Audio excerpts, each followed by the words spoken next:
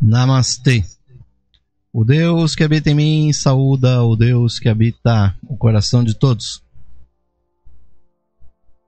De cada um de vocês, queridos e queridas ouvintes, sintonizados aqui na Rádio Esotérica FM, está se iniciando mais um programa da nossa já longa série de programas Lux Esotérica, um oferecimento sempre dos associados e simpatizantes da loja esotérica virtual, a Levir. Estamos chegando no nosso programa de número 517, ouvintes, com muita satisfação, trazendo temas do esoterismo, do ocultismo, da teosofia, sempre aqui procurando coisas interessantes para a investigação da nossa audiência, sugerindo temas de estudos, aprofundando certos textos.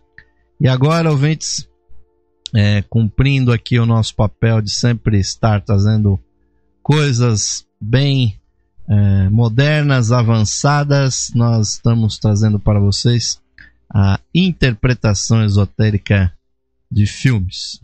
Essa que é, ouvintes, uma das tendências mais modernas aí dentro do esoterismo, e os nossos queridos associados da Levir, nossa audiência, sempre nos acompanhando, como os nossos companheiros do grupo da Levir no Facebook, a quem nós enviamos o nosso grande abraço, nossas saudações, sempre ouvintes nos pedindo temas para aprofundarmos a interpretação de filmes.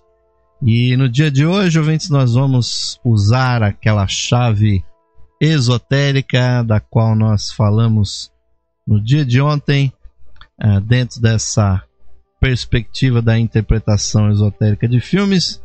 Vamos trazer para vocês a interpretação esotérica do filme Malévola, esta obra cinematográfica que encantou a muitos, e, ouvintes, com certeza uma obra muito interessante que tem despertado aí interesse em muitos buscadores da verdade.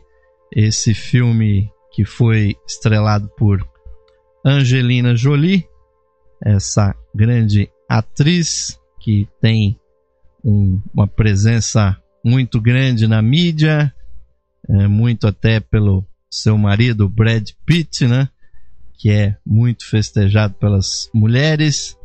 E Malévola, ouvintes, nada mais é do que uma refilmagem daquele clássico das histórias infantis, que é A Bela Adormecida, só que contado de um outro ponto de vista, né? Contado nas versões antigas, havia sempre a bruxa má que fazia a Bela Adormecida cair num sono profundo.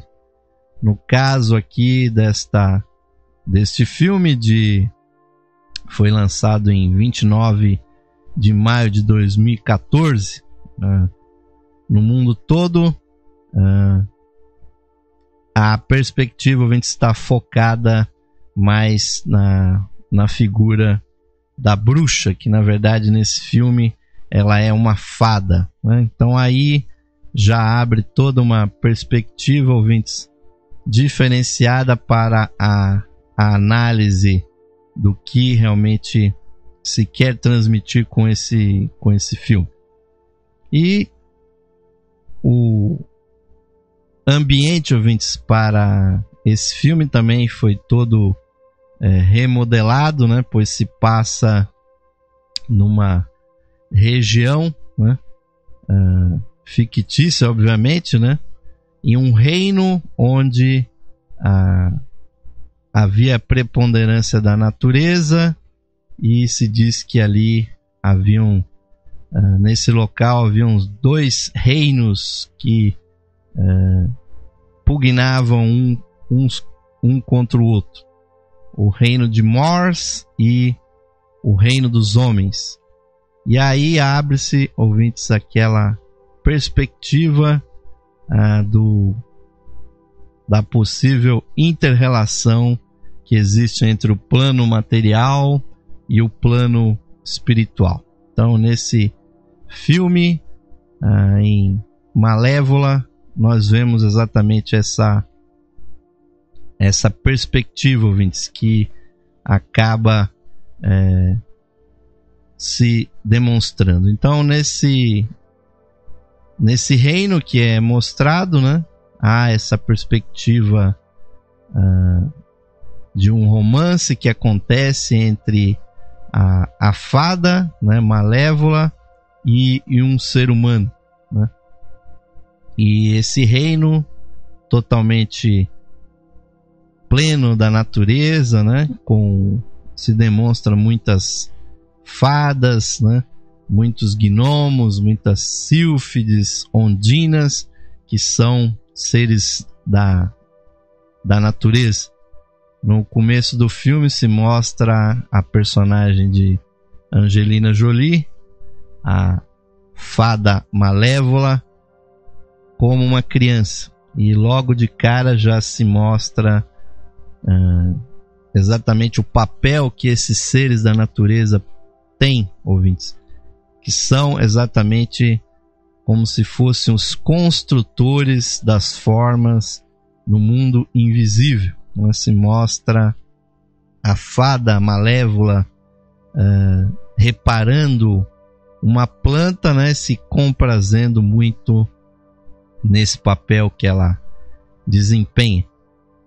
E também uma pleiade de seres da natureza são mostrados, né? Também isso é um aspecto muito interessante desse filme.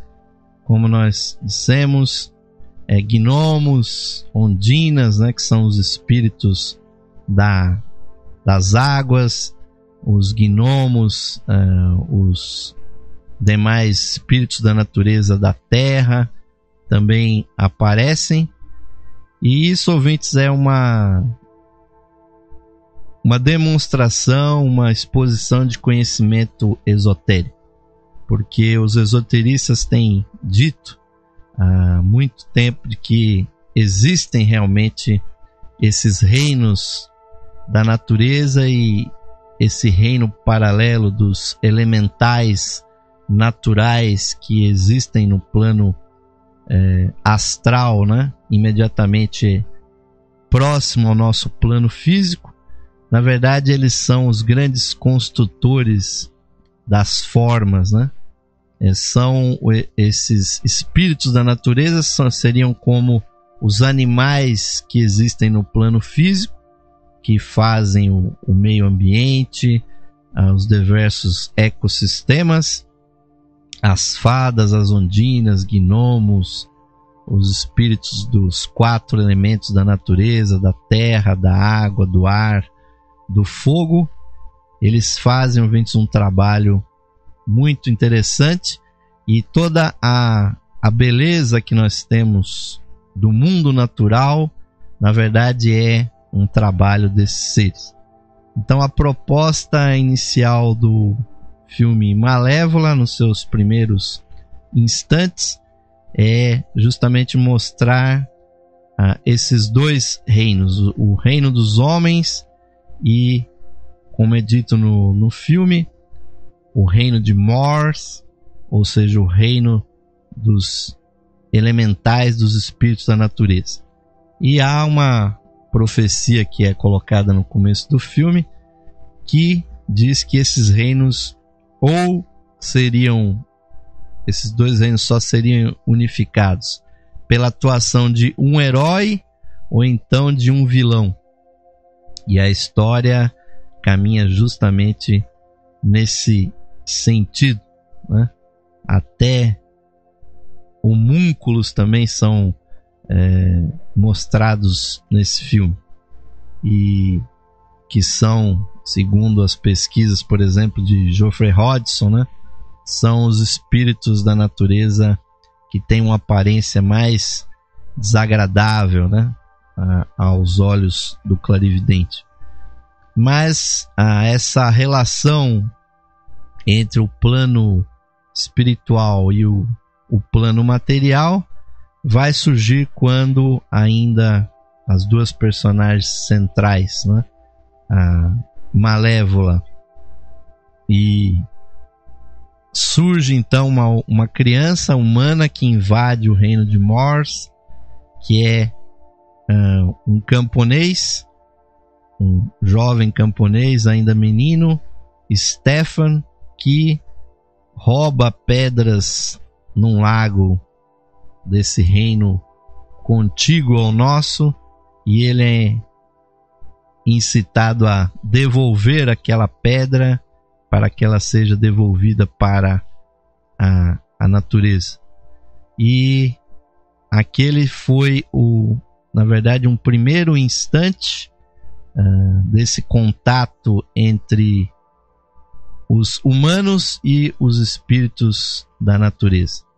Ao devolver a pedra para Malévola, que a lança de volta para o lago, na verdade ela vê a boa vontade, né, na face daquele menino, e ela começa então a ter uma amizade que vai se desenvolvendo entre essas duas personagens.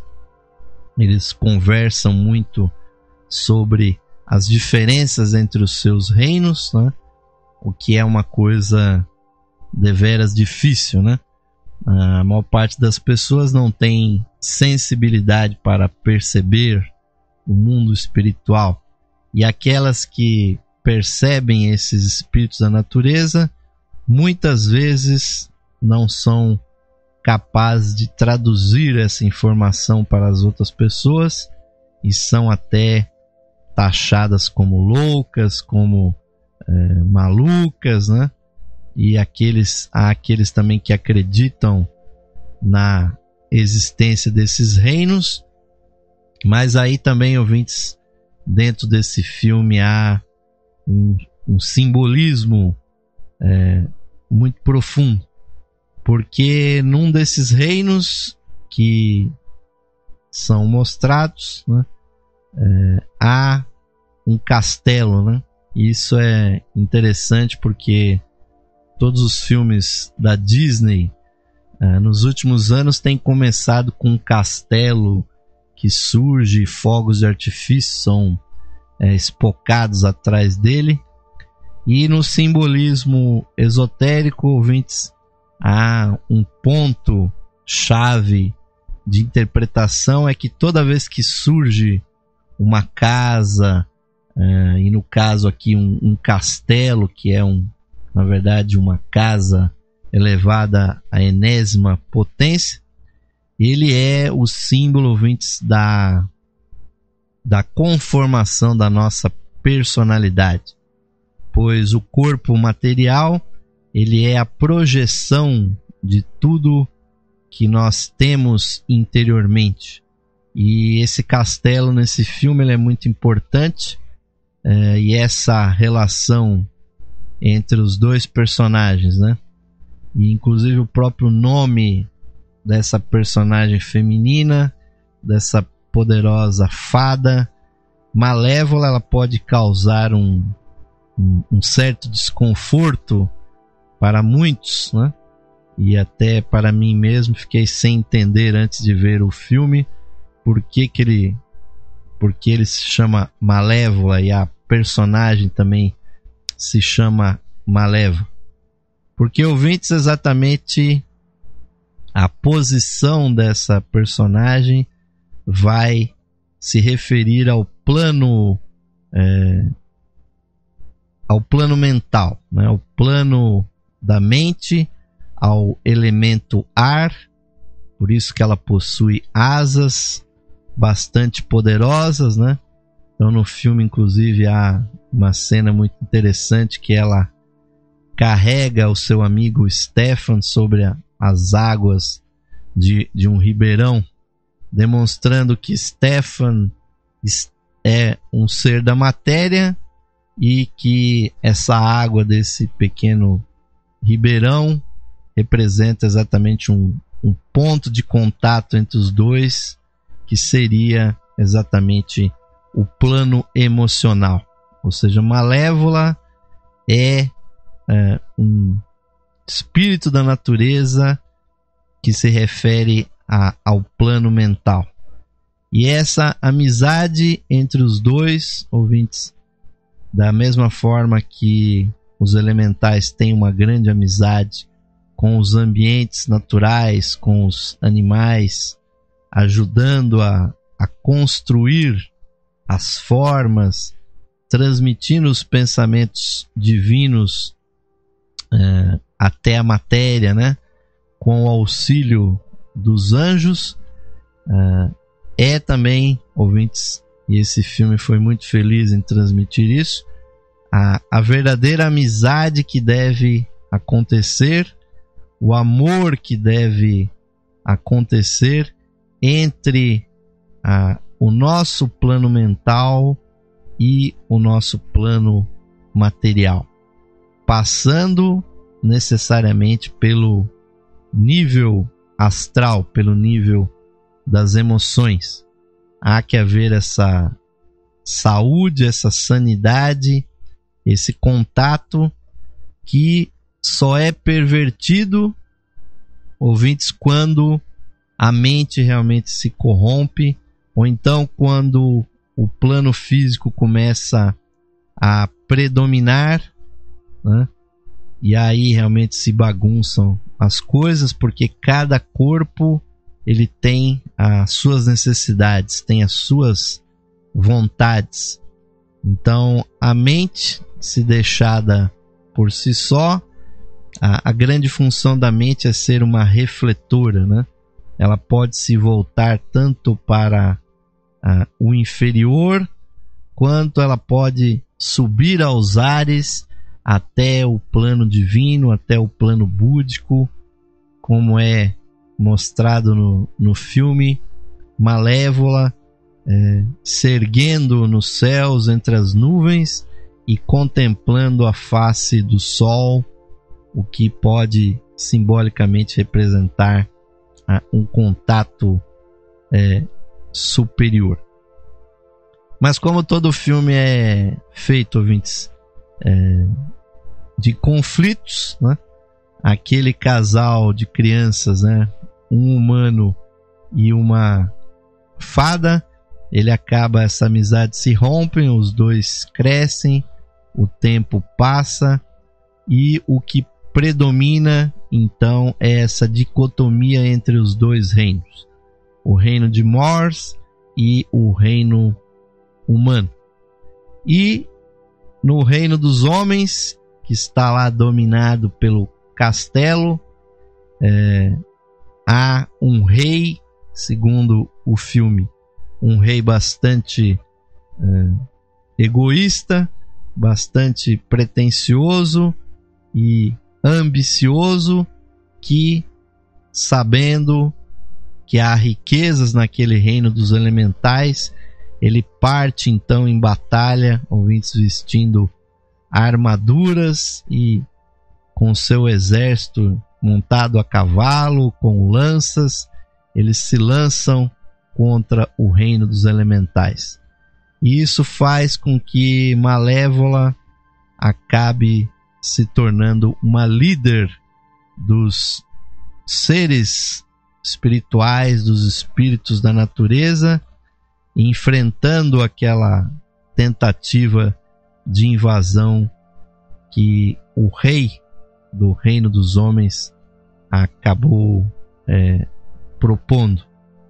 E esse enfrentamento, ouvintes, de certa forma é algo que acontece muito claramente quando a nossa personalidade ela predomina sobre a matéria.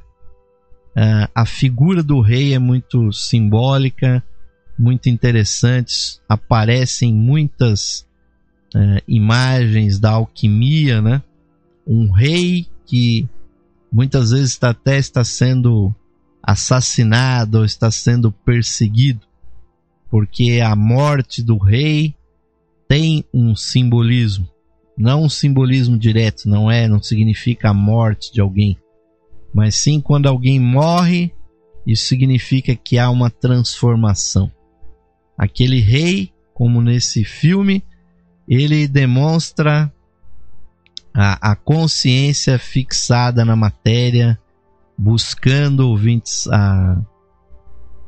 as riquezas, se identificando com o mundo material.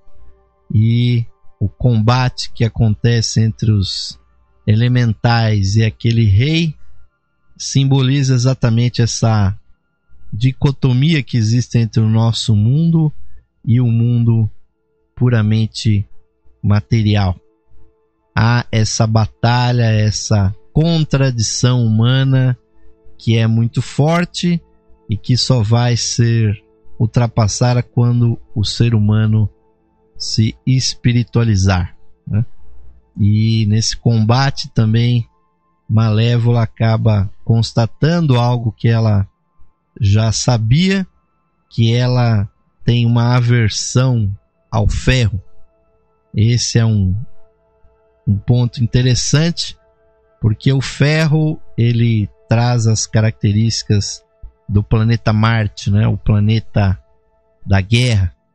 Então nós veremos adiante que uma barreira de ferro é construída pelos seres humanos justamente para impedir que Malévola acabasse se aproximando do castelo. Mas nessa primeira batalha, então, Malévola leva a melhor, né, juntamente com os outros espíritos da natureza, e o rei fica agonizando, cai ferido de uma forma muito contundente e retorna posteriormente para o seu castelo, e na sua agonia ele vai acabar trazendo a sequência da história, né? Ao agonizar e tendo um rancor muito profundo, ele chama os príncipes daquele reino para o seu leito mortuário, e lá entre as pessoas que estavam nesse leito estava Stefan, né? O filme não deixa claro se ele era ou não um príncipe, né? Parece que ele era mais um serviçal ali no castelo, mas o fato é que o rei promete dar a coroa do seu reino para aquele que o vingasse, e matando Malévola, enfrentando os elementais do reino de Mors. E ali Stefan divisa a sua oportunidade, a oportunidade de conquistar a coroa, ou seja, aí representando a inflação do eu inferior, por assim dizer, e os demais príncipes também ficam bastante animados com essa oportunidade. E aí Stefan, que no filme é mostrado se observando no espelho, ele passa por toda uma transformação de consciência, pois ele é tomado por essa ganância, e ele então imagina um plano ardiloso. Na calada da noite ele se embrenha na floresta em busca daquela que foi outrora a sua amiga, que foi Malévola, se aproxima dela e, disfarçando as suas verdadeiras intenções, ele retoma por alguns minutos a sua amizade com ela, aquele amor impossível que eles acabaram não vivenciando. E, na verdade, o que Stefan tinha em mente era enganar Malévola, né? Ele aplica até o que está famoso nos dias de hoje, né? o golpe da Boa Noite Cinderela, ele dá para ela o seu cantil, que está envenenado com um poderoso calmante. E a fada então cai num sono profundo, e Stefan, ali diante dele, há esse dilema, né? Matar Malévola e levar o seu corpo para o rei e assumir aquele reino, e ele até puxa um punhal e tenta assassinar Malévola, mas ele não consegue. E aí ele tem uma ideia substituta para não ser tão mau caráter assim. Ele simplesmente corta as asas de Malévola, como se representasse, né, num nível mais profundo, uma separação do plano físico do plano mental, porque as asas representam a capacidade, né, de se deslocar no mundo mental, né, de exercitar os poderes da mente. E Malévola, agora sem suas asas, né, é tomada de uma profunda tristeza. Ela que era contemplativa, que era uma pessoa, né, um elemental que tinha uma alegria muito profunda, cai em prantos, né, vendo que ela foi mutilada, sentindo as dores dessa mutilação, e ao mesmo tempo a dor de ter sofrido isso, justamente isso ter provindo de alguém que ela julgava muito sua amiga, que era exatamente o seu amigo humano Stefan, que leva as asas de Malévola para o castelo, e lá justamente ele vai então receber o galardão que foi prometido para aquele que matasse aquela fada. Ele apresenta as asas de Malévola para o rei, como se ele a tivesse matado. E o rei justamente promete a ele que ele então seria digno de receber a coroa e dominar então aquele rei como um novo soberano daquela região. Então, ouvintes, é uma outra maneira de contar, né, a história da Bela Adormecida, que na verdade está focalizada na bruxa, que no caso aí é a fada Malévola, que ficou realmente profundamente chateada com aquilo que aconteceu com ela. Ela inclusive se retira da região em que ela residia, e tomando um graveto da terra com os seus poderes mágicos, ela cria um báculo, né? um cetro de poder que acaba se transformando numa segunda coluna, e ela vai se radicar numa masmorra, num local afastado, bastante lúgubre, e a sua consciência fica também bastante pesada. Ela passa, a partir daquele momento, a vestir apenas um negro bastante profundo. E isso também, ouvintes, pode representar exatamente a queda da consciência do plano mental, quando o indivíduo tem uma grande decepção, quando ele tem uma intensa frustração, uma intensa tristeza. O indivíduo então é tomado do luto, né? O luto, que é um sentimento, é uma condição da mente bastante profunda. Então nós vemos aí, ouvintes, nesse filme representada na forma da vestimenta, da indumentária dessa personagem.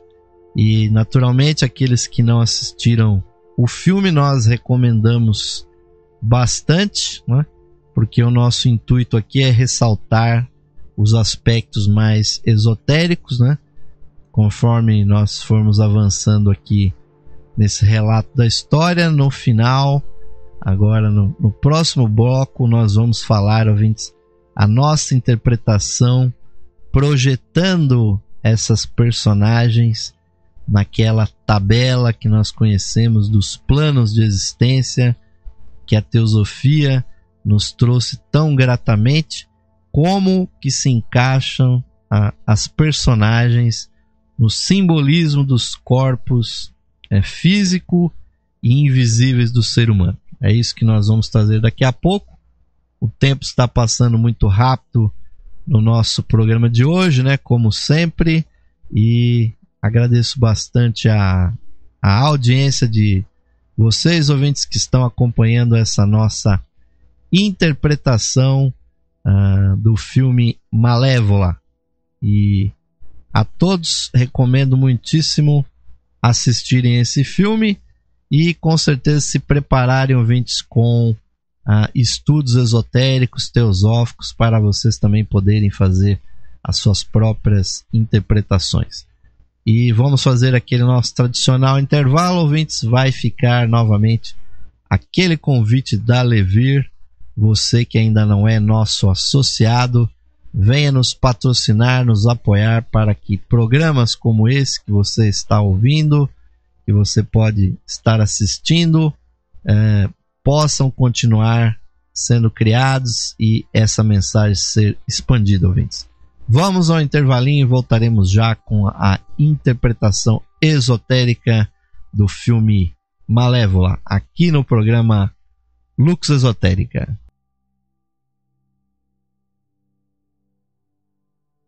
Esotérica FM, música e sabedoria para a sua alma.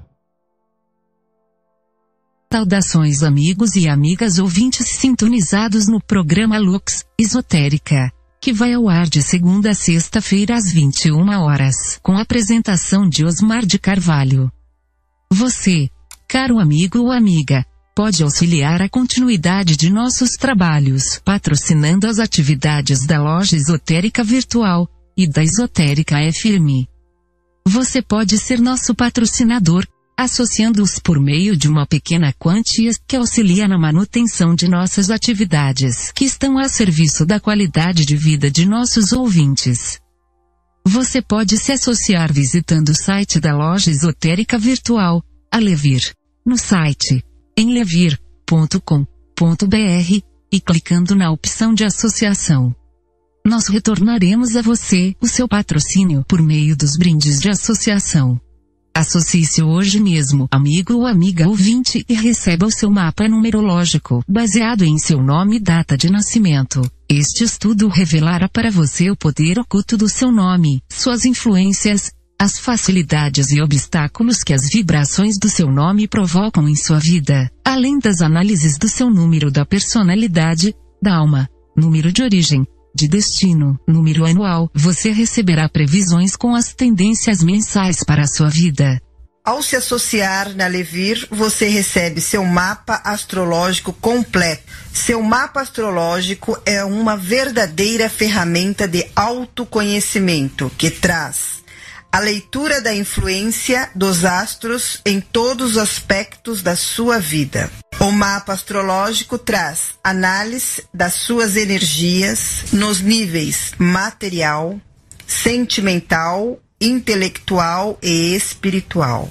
O mapa astrológico que você receberá contém a interpretação do signo solar, seu ascendente, os planetas nos signos astrológicos, as casas astrológicas, aspectos e trânsitos planetários, progressões secundárias e previsões da revolução solar deste ano. Um mapa completíssimo com cerca de 30 páginas para sua leitura e autoconhecimento. Além do seu mapa numerológico, ao se associar você receberá também um CD com todas as conferências disponíveis no site da Loja Esotérica Virtual. São mais de 300 palestras tratando dos mais diversos assuntos espiritualistas, que você poderá ouvir no seu computador, ou no seu equipamento de áudio portátil. Amigo ou amiga, grato por sua audiência e o seu prestígio. E aos que tiverem disponibilidade material, somos gratos pelo seu patrocínio por meio da sua associação na Loja Esotérica Virtual. Sua ajuda e patrocínio garantem as condições para a continuidade de todos os nossos trabalhos e da continuidade da programação da Rádio Esotérica FM. Obrigado, amigos e amigas ouvintes, pelo seu apoio. Que Deus possa abençoar a todos os ouvintes da programação da Rádio Esotérica FM. Sensibilidade musical é aqui. Esotérica FM.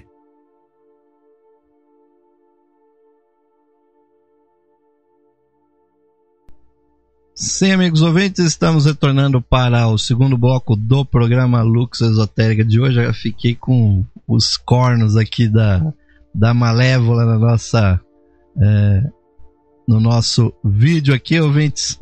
Você que está nos acompanhando aí na Rádio Esotérica FM, também na nossa página do Facebook ou então no nosso canal do YouTube. Hoje nós estamos fazendo a interpretação esotérica do filme Malévola, caros ouvintes. É uma satisfação nós podemos trazer para vocês um pouco de teosofia aplicada dentro dessa maravilhosa arte que é o cinema. Existem filmes realmente especiais como esse que valem a pena realmente serem interpretados, né, de uma maneira mais profunda. Mas antes de nós fazermos aqui a nossa projeção dentro daquilo que nós consideramos que é a distribuição desses personagens na tabela teosófica, ainda falta mencionar aqui alguns personagens que são fundamentais, né? Num determinado momento lá do filme Malévola surge a figura de um corvo, né?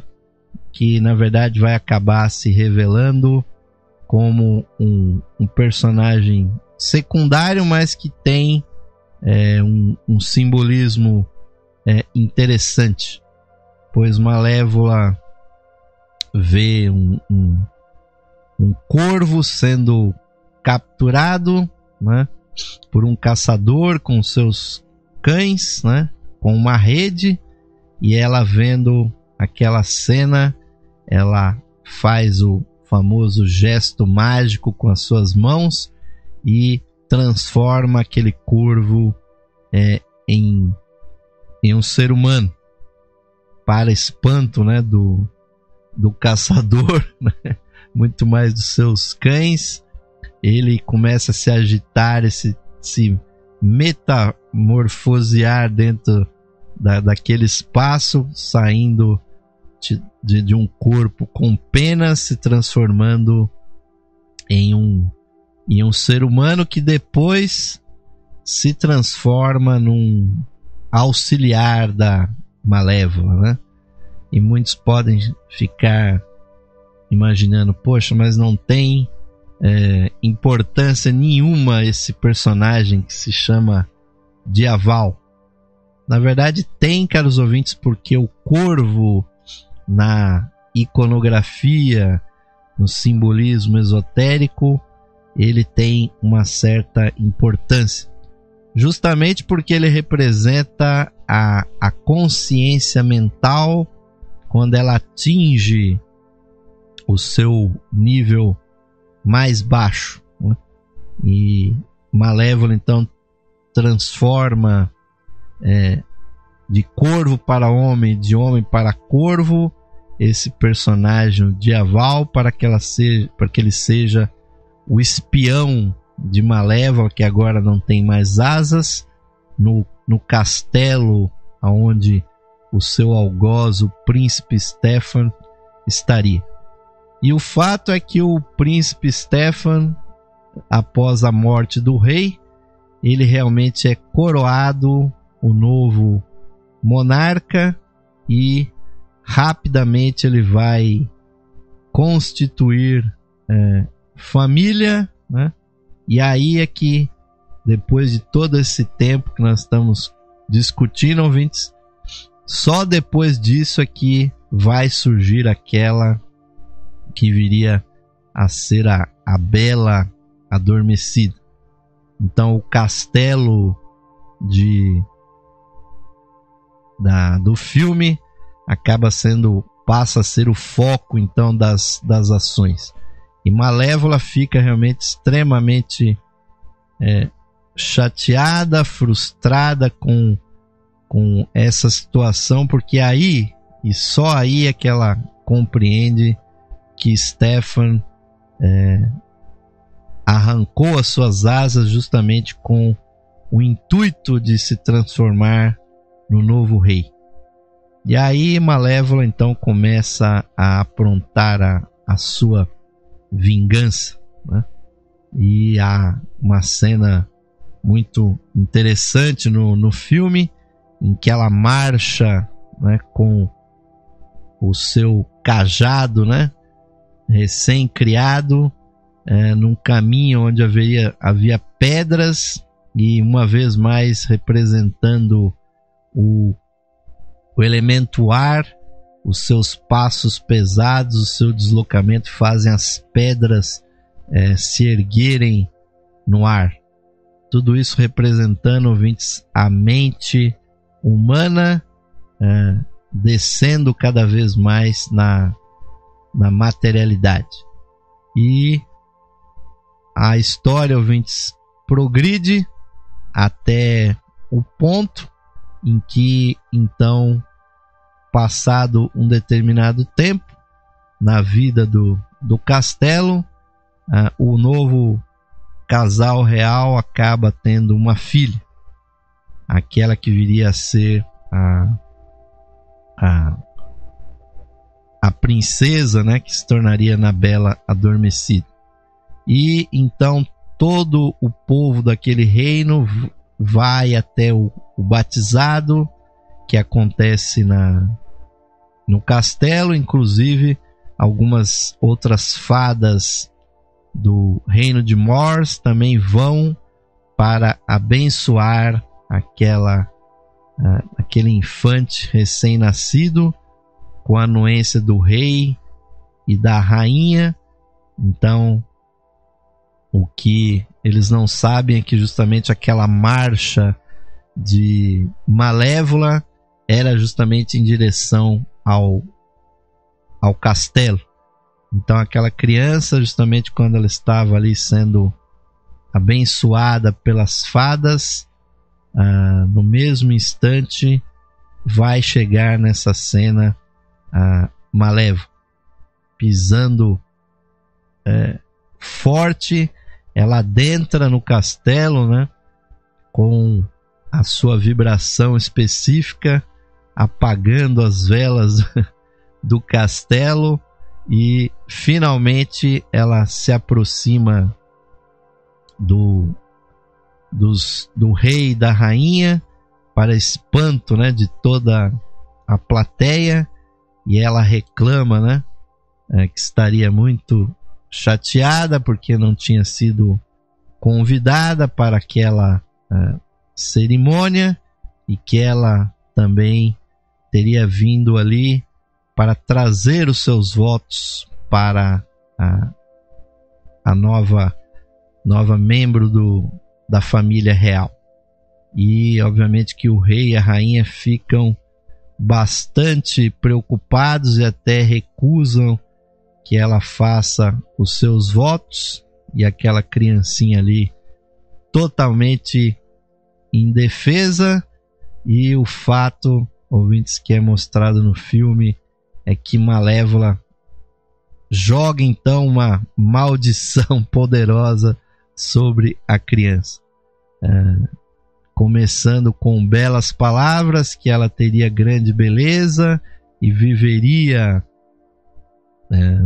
belos 16 anos de uma adolescência muito feliz, mas que no primeiro dia subsequente aos seus 16 anos, ela cairia em um sono eterno, pois ela seria ferida pela ponta de fuso de uma roca de fiar, e então ela cairia em sono eterno. E para não ser completamente maléfica, ela disse: esse sono só seria rompido se ela recebesse a bela adormecida, a filha do rei, chamada Aurora. Ela só sairia dessa situação se ela recebesse o beijo do amor verdadeiro, né? Uma história que a gente vê contada das mais diversas formas em muitos filmes diferentes, né? Podemos assim dizer. E as cenas, né, dessa parte do filme são muito intensas, né, com muitos efeitos especiais, né, que vale a pena realmente assistir. E na sequência o rei, então, para tentar evitar que essa maldição acontecesse, ele lega aquela criança para as fadas que vieram visitar o rei no castelo, para que eles a criem num local ermo, para que só depois dos 16 anos é que ela retornasse. E o rei manda queimar todas as rocas, né, de fiação, para que não houvesse a menor possibilidade da criança vir a se ferir da maneira que foi descrita. E aí, ouvintes, é o momento da gente lançar aqui a mão do recurso que nós temos de projetar estas personagens muito interessantes no sistema teosófico. Isso vai permitir que nós tenhamos uma visão bastante privilegiada, né, do que realmente pode simbolizar toda essa construção que esse clássico da literatura, que foi adaptado nesse filme com a presença muito forte de Angelina Jolie. Então os planos de existência onde o ser humano tem os seus corpos invisíveis são exatamente o corpo físico, né, com o plano físico, e ouvintes, nós temos que compreender que o físico é apenas a primeira parte dos planos do universo. Então nós temos que sempre manter essa ideia de que nós existimos em dimensões diferentes ao mesmo tempo.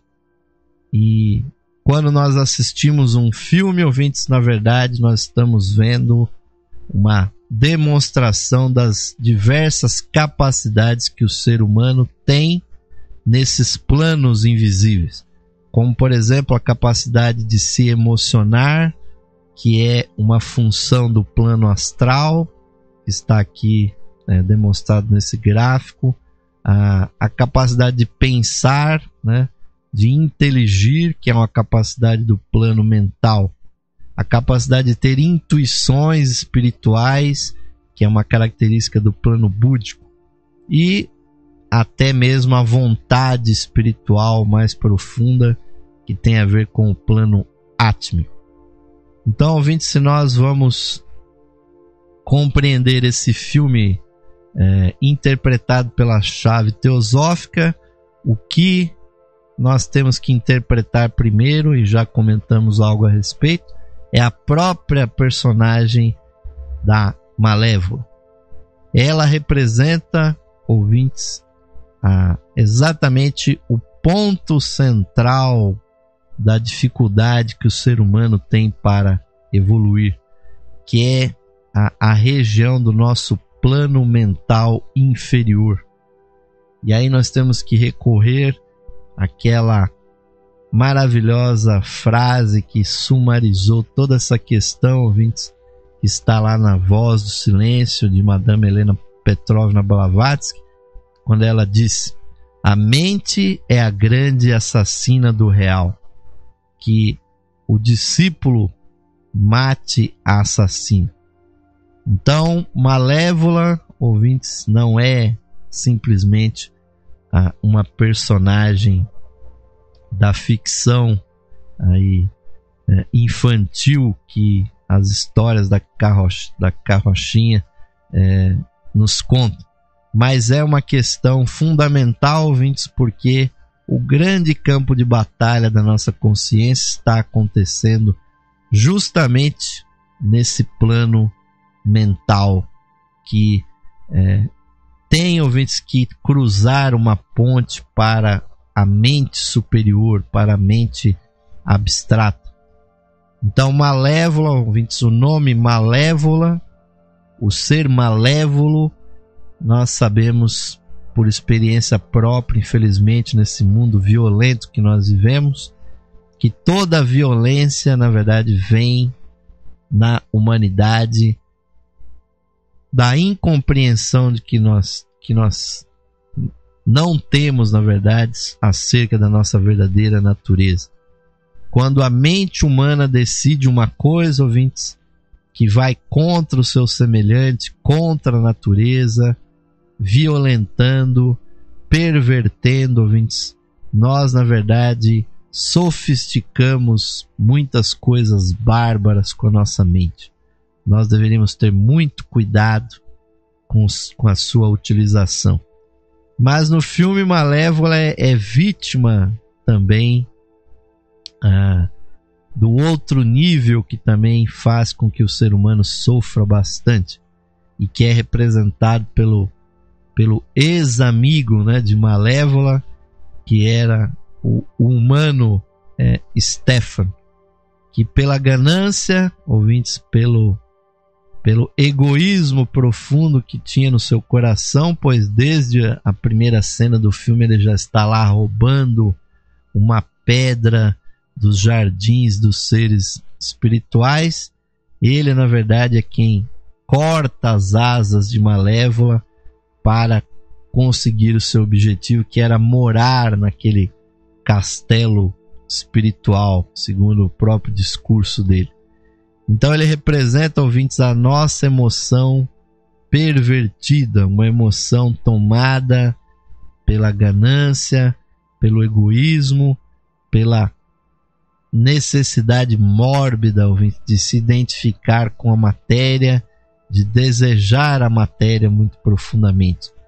Então esse casal, ouvintes, de amigos complicados aqui desse filme de Malévola e Stefan, é o famoso Kama Manas e Kama o desejo e Manas a mente, que se misturam tão frequentemente nos nossos seres que a gente nem sabe a diferença onde começa o desejo e aonde termina o nosso pensamento. Pensamento e desejo, emoção e pensamento se misturam quase de uma forma inextricável. E o físico aí, ouvintes, é representado pelo rei, que era também um rei ambicioso, queria também as posses, as riquezas do reino de Mors, e acabou morrendo nessa história e sendo sucedido por alguém até pior que ele, que nem nobre não era, que era Stefan. E há, ouvintes, nessa história alguém que representa a parte superior do nosso ser, que é a princesinha Aurora, e o nome Aurora obviamente remete ao nascimento do sol, da consciência mental superior, quiçá até búdica. Ela, ouvintes, representa o nosso espírito.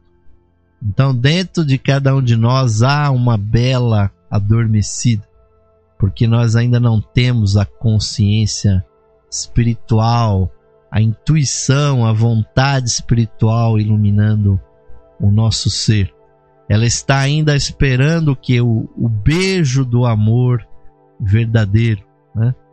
E abaixo disso tudo, ouvintes, há personagens secundários como aquele corvo transformado homem, que é o Dyaval, ou então aquelas fadas também que criam a princesa Aurora. Na verdade, Dyaval representa a relação que a mente tem com a matéria, bem como essas fadas que acabam criando a princesa. Tudo isso, ouvintes, nós podemos ver muito claramente projetados no sistema teosófico, e quando nós estudamos teosofia, ouvintes, fica muito claro a gente perceber essa divisão tão interessante. Mas para concluir, ouvintes, a história, vamos arrematar o que acontece no filme, né? Porque a princesa Aurora vai ser criada, né, no ermo pelas fadas, mas a Malévola sempre estará lá vigiando aquela criança. Como ela mesma disse depois, quando ela cresce, que Malévola seria a sua fada madrinha, né? Então esse acompanhamento de Malévola para com aquela criança, na verdade representa, ouvintes, a mente também desejando receber um contato maior, esperando, por assim dizer, o nascimento de uma consciência superior, né? O filme tem imagens belíssimas de Malévola ajudando, inclusive, na criação de Aurora, da mesma forma como a nossa mente, ouvintes, precisa auxiliar o nascimento do ser espiritual. Se a nossa mente não se voltar para o alto, se ela não estudar, se ela não fizer esforços para que haja uma transformação, jamais, ouvintes, poderá a mente inferior se desenvolver e haver o segundo nascimento, o nascimento da nossa natureza superior.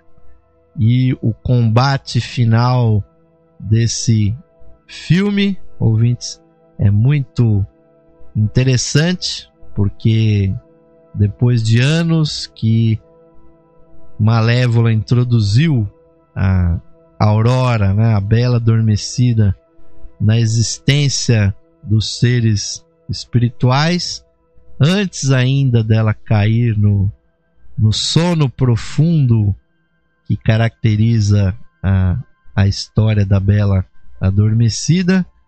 Mas quando a princesa completa os seus 16 anos, ela acaba inadvertidamente indo para o castelo, né?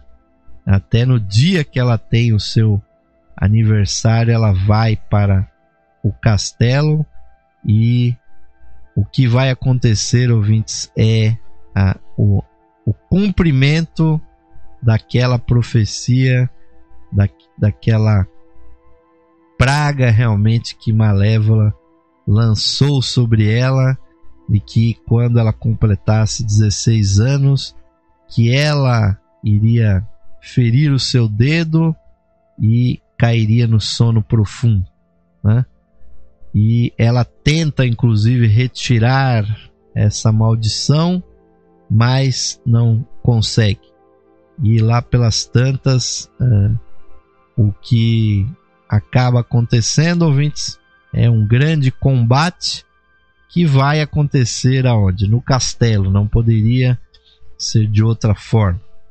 A Aurora retorna para o castelo, o seu pai, né, o rei Stefan, que estava mais possuído do que nunca das suas ideias de conquistar ainda mais as riquezas do reino dos elementais, ele vai justamente fazer um ardil para tentar capturar Malévola se ela viesse para o castelo.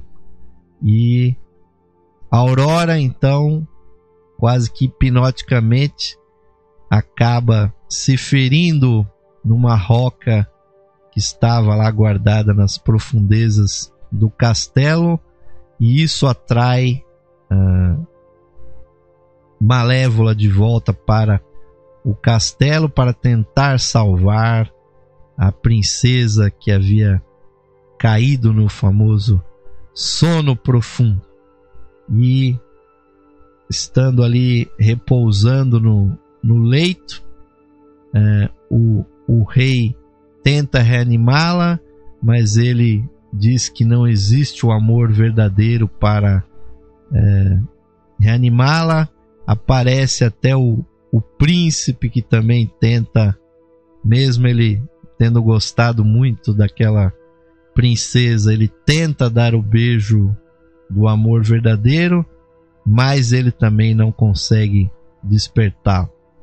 Quem vai despertar justamente a princesa Aurora vai ser Malévola, que teve as portas abertas para penetrar no castelo, para ser capturada, por assim dizer, e aos prantos ela acaba, quase que sem querer, dando o beijo na testa, na fronte da princesa Aurora, que acaba a despertando novamente. E passada essa cena, então as cenas finais são de um grande combate do rei tentando capturar Malévola com malhas de ferro, com tudo que se pode imaginar que seja de ferro, que aprisiona Malévola no plano material.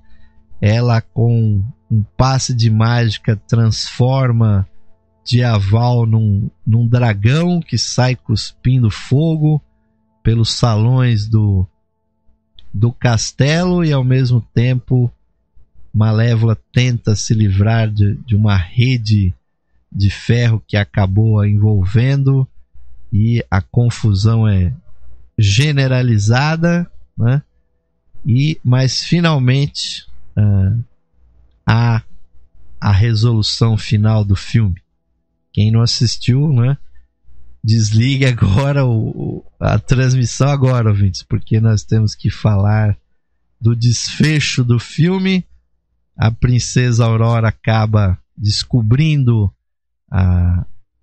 as asas de Malévola que estavam lá guardadas naquele castelo, e liberta essas asas, que retornam para as costas da grande fada. E é só assim, ouvintes, que ela consegue se libertar dos seus algozes, com a ajuda de Aurora, que liberta então as asas. E aí, ouvintes, o final do filme é clássico, né? A morte do rei e a libertação daquela que lutava por uma vida mais espiritualizada, que era Malévola, e a sobrevivência de Aurora, da Bela Adormecida. É isso que importa, ouvintes, no fim da história. É o despertar da consciência superior, que naquele castelo que representa a nossa materialidade, que haja a iluminação espiritual e que na nossa vida, ouvintes, possa predominar realmente o espírito. É isso que importa, ouvintes, e o esoterismo, as religiões, elas pregam exatamente esse processo. Se nós pudermos compreender isso nas nossas vidas, muito bem. E fica de parabéns àqueles que compuseram esse filme, ouvintes, e puderam trazer uma mensagem tão profunda, tão interessante que está nesse filme Malévola. E pelo avançado da hora, ouvintes, nós vamos parar por aqui, agradecendo muito a audiência de vocês, a paciência de nos ouvir. Recomendamos muito esse filme e vamos conclamá-los para encerrarmos esse programa de hoje com a mesma vibração espiritual com a que ele começou, pronunciando o mantra do ser interno para despertar em nós também a nossa natureza mais profunda. Vamos nos unir, ouvintes, e procurar compreender o sentido das seguintes palavras: mais radiante do que o sol, mais puro que a neve e mais sutil que o éter. É o ser que habita em nossos corações. Esse ser sou eu. Este ser somos nós, unidos a toda a vida manifestada no universo. Paz, paz, paz a todos os seres. Namastê, Om Shanti. Que assim seja, caros ouvintes, que a luz esotérica desperte no âmago de todos o mais rápido possível. Ficamos por aqui, deixando com vocês a programação musical da música da nova era aqui da Rádio Esotérica FM. Sempre com interatividade total com vocês, ouvintes. 5 canais de músicas, sempre contribuindo para a qualidade de vida da nossa audiência. A todos desejamos um ótimo final de noite, um bom repouso e recomendamos muita reflexão sobre esses temas, ouvintes. E aqui de Osmar de Carvalho segue aquele forte, aquele caloroso, um fraternal abraço para todos vocês. Uma boa noite, até a próxima edição do programa Lux Esotérica.